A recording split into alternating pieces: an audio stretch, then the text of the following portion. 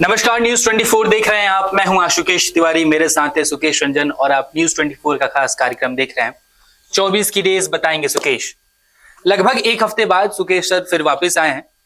आपके लिए तेजस्वी यादव का इंटरव्यू लेके आए थे और शो एक बार फिर से कंटिन्यू हुआ है। और आज के शो में हम बात करेंगे इंडिया के पहले रैली को लेके। बिहार में कल रैली होने वाली है। आज पीएम मोदी और नीतीश कुमार एक मंच पे दिखाई दिए।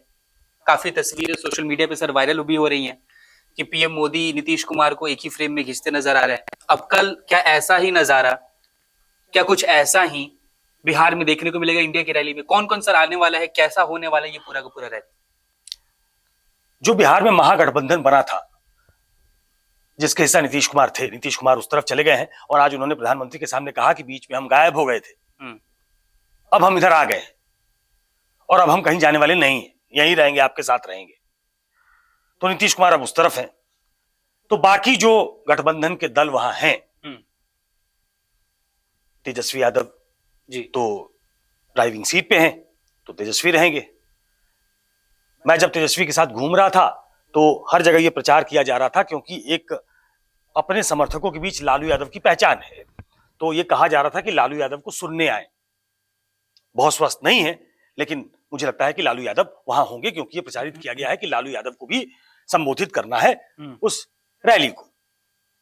तो आरजेडी के दो बड़े चेहरे आपके साथ होंगे जी कल। उसके अलावा कांग्रेस से राहुल गांधी होंगे, मल्लिकार्जुन खड़गे भी होंगे। लेफ्ट सीपीआई से डी राजा होंगे, सीपीएम से सीताराम येचुरी होंगे, सीपीआईएमएल से दीपांकर भट्टाचार्य होंगे। ये मैंने टॉप लीडरशिप की बात की है, जो सब एक मंच पे होने वाले हैं जी। जो सेकंड रंग लीडरशिप है दलों की, वो तो वहां होंगे ही। ये प्रमुख चेहरे हैं जो वहां मंच पे दिखेंगे, जो भाषण देंगे।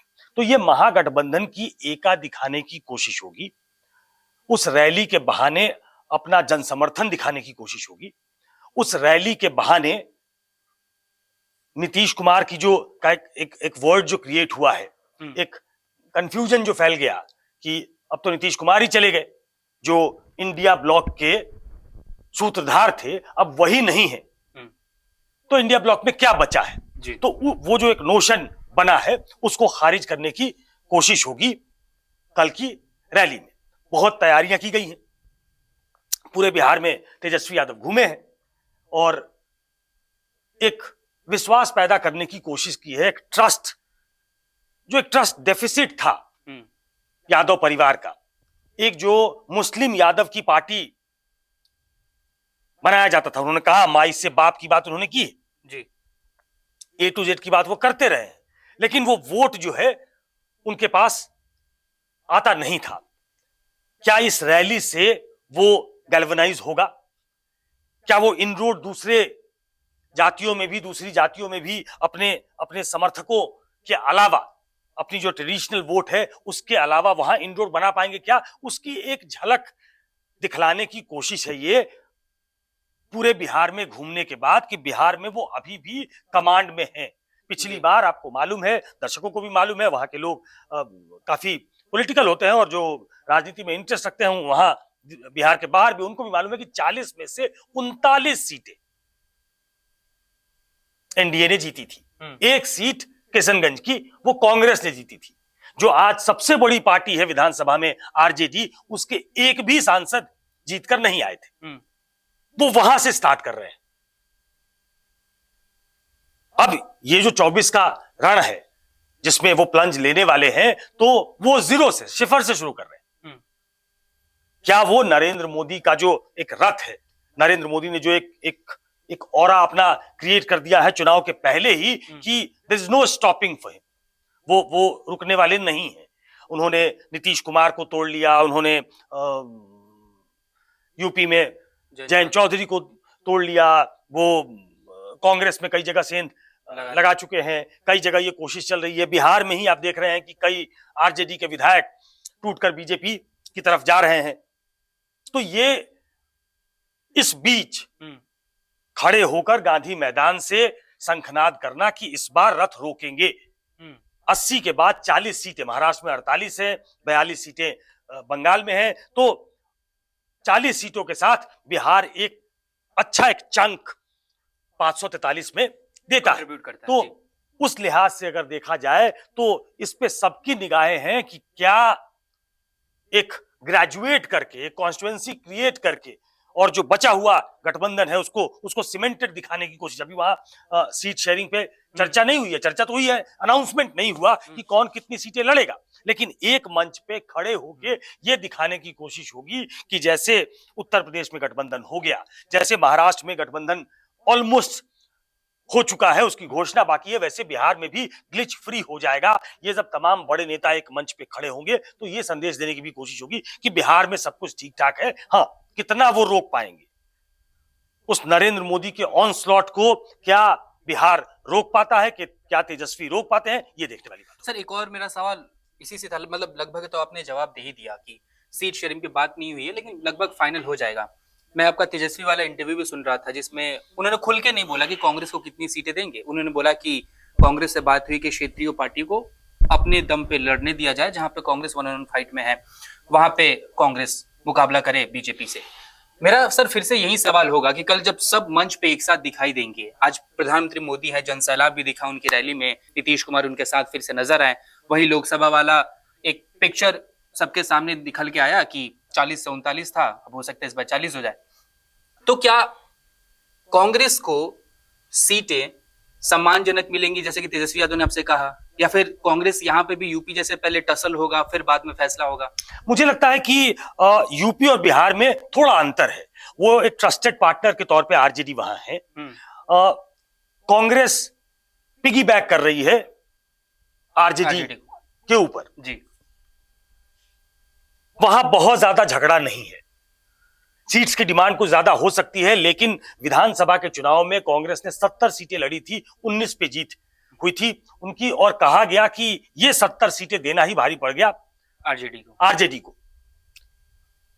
ये लोगों को कम मालूम है, लेकिन मेरी जो अपनी फीलिंग है और अंडरस्टैंडिंग है तेजस्वी यादव की पॉलिटिक्स की, मुझे लगता है कि वो लालू यादव की तरह एकोमोडेटिव उस लिहाज से नहीं है।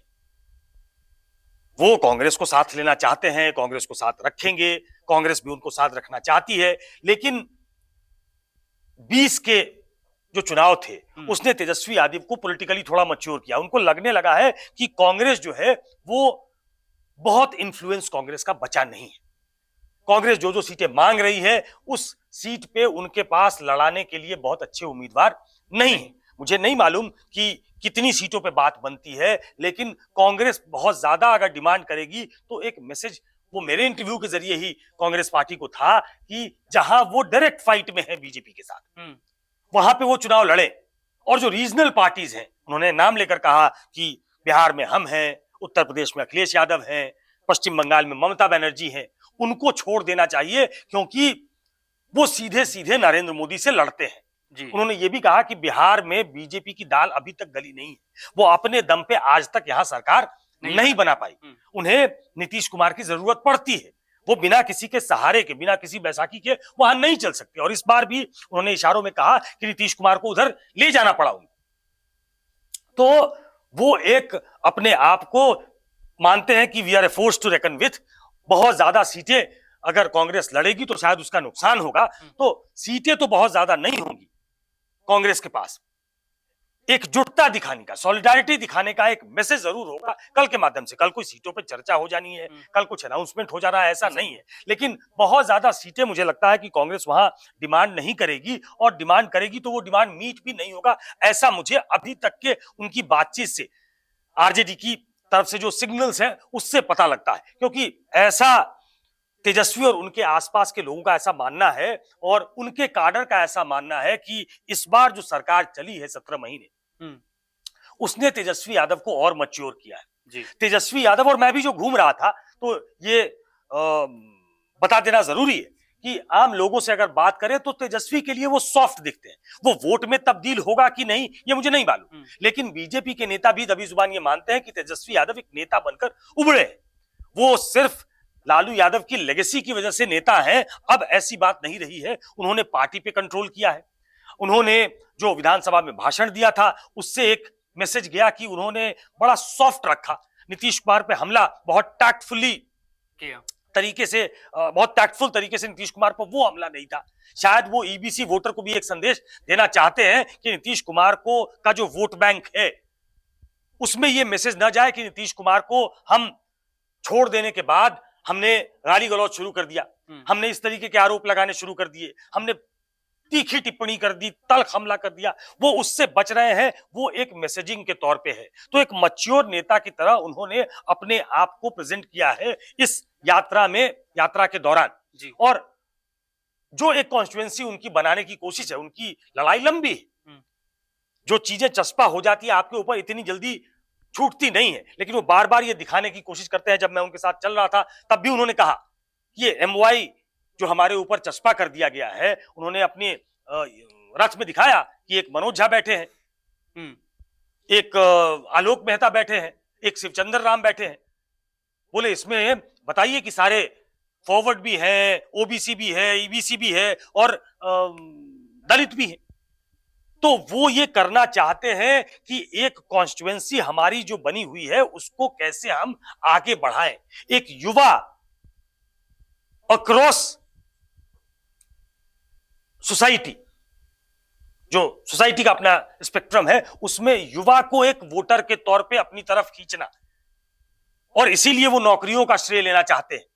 इसीलिए वो कहते हैं कि नीतीश कुमार थके हुए थे, लेकिन उस थके हुए सीएम से भी हमने नौकरियां दिलवाई जी।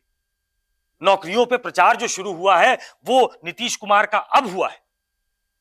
तेजस्वी यादव ने ये प्रचार पहले शुरू कर दिया। वो ये ओनस अपने ऊपर रखना चाहते हैं, वो ये श्रेय अपने ऊपर लेना चाहते हैं कि डिपार्टमेंट हमारा था, ये वादा हमारा था, ये आरजेडी का वादा था कि हम पहले कैबिनेट में नौकरियां देंगे। अगर 17 साल आप थे मुख्यमंत्री तो आपने क्यों नहीं दिया?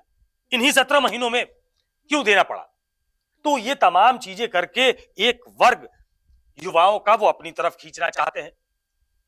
जो ईबीसी का एक बड़ा वोट बैंक जो नीतीश कुमार ने अपने लिए कार्व आउट करके बना लिया था, उसमें वो सेंधमारी करना चाहते हैं।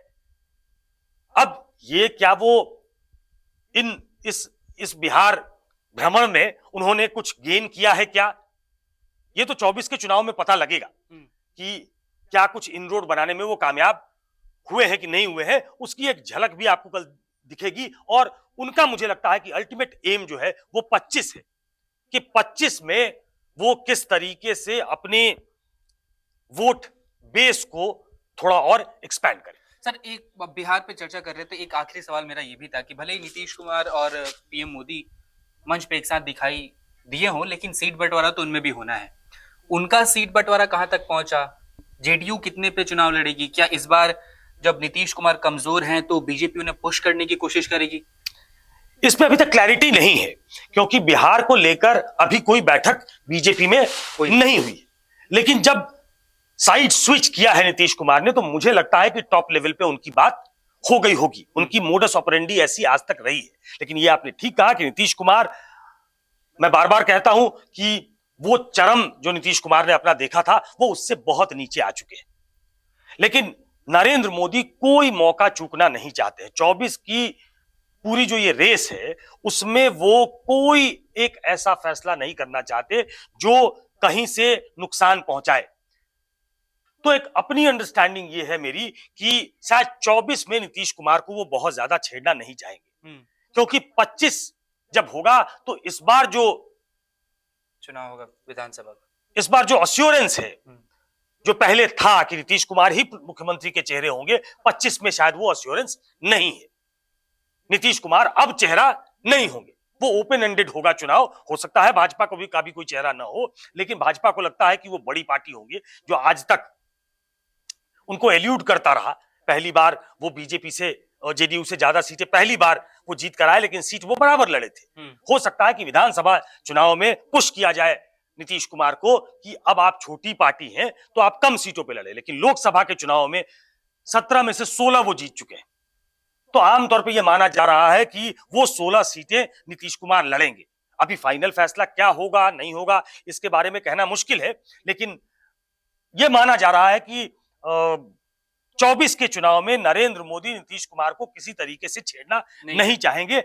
अगर यहां पे कुछ सीटें कम होती है, कोई ऐसी सीट जो यहां बीजेपी भी दावा ठोक रही है, जेडीयू भी दावा ठोक रही है, तो क्या उसको कॉम्प्रोमाइज फॉर्मूले के तहत क्या कोई झारखंड में सीट मिल सकती है? क्या यूपी में एक आध सीट ले सकते हैं? क्या इस पे चर्चा शुरू हुई है राजनीतिक हलकों में। ये कयासबाजी है कि यहां भी उनको कंपनसेट कर दिया जा सकता है, ताकि कहने के लिए नीतीश कुमार कहें कि जितनी सीटें हम लड़ते थे हम उतनी ही सीटें लड़ रहे हैं। लेकिन एक बात मैं अंडरलाइन करना चाहता हूं, और जो मेरी अंडरस्टैंडिंग है, जानकारी नहीं है, कि 24 के चुनाव के लिए नीतीश कुमार को प्रधानमंत्री ज्यादा छेड़ना नहीं चाहेंगे, क्योंकि वो किसी तरीके का रिस्क नहीं लेना चाहते। वो रिस्क लेना चाहते तो बिना नीतीश कुमार के चुनाव मैदान में उतर सकते थे। वो रिस्क लेना चाहते तो आरएलडी को साथ लेने की जरूरत नहीं थी। लेकिन उनके दिमाग में दो बातें हैं, एक कि किसी भी तरीके से वोट का नुकसान ना हो, और दूसरा इंडिया जो ब्लॉक बना है उसको शेप में आने के पहले ही ऐसे डिमोलिश कर दो कि वो कहीं पिक्चर में दिखाई न दे एनडीए के सामने, नरेंद्र मोदी के सामने। मतलब बेसिकली बिहार में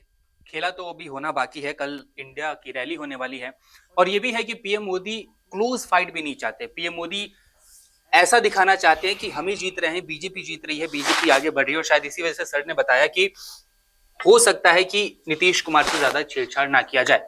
फिलहाल इस वीडियो में इतना ही, देखते हैं क्या होता है। कल इंडिया की रैली होगी, रैली के बाद भी हम आपसे चर्चा करेंगे। नमस्कार।